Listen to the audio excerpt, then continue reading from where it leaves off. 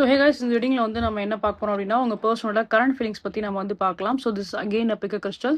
So இதில் வந்து பார்த்தீங்க அப்படின்னா, this is for the file 1 and this is for the file 2.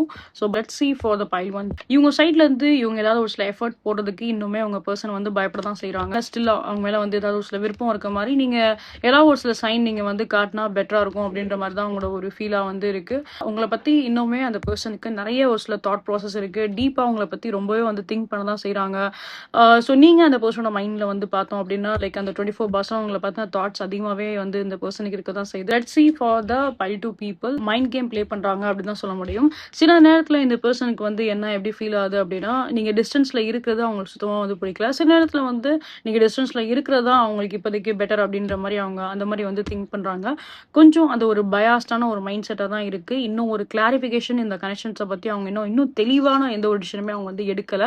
சில நேரத்துல இது இப்படியே போறத அவங்க வந்து ஓகே இதான் ஃபேட் அப்படின்ற மாதிரி திங்க் பண்றாங்க. சில நேரத்துல இந்த ரிலேஷன்ஷிப்க்கு ஒரு ஸ்டாண்ட் எடுக்கணும் அப்படின்ற மாதிரி அவங்க வந்து எதிர்பார்க்கறாங்க. ஸோ ஒரு 50-50 ஒரு எனர்ஜிஸா தான் இருக்கு. ரொம்ப ஒரு பயாஸ்டான ஒரு எனர்ஜிஸா தான் இப்போதைக்கு வந்து இருக்கு. வந்து லைக் பேக் அண்ட் ஃபோர்த்தா இருக்காங்க அப்படிங்கிறப்போ இட் டேக் சம் டைம். அதனால just give them a little bit of time. அவங்களுக்குரிய ஒரு ஸ்பேஸ் நீங்க கண்டிப்பா கொடுத்தா ஆகணும். And try to focus on your own personal life. Okay.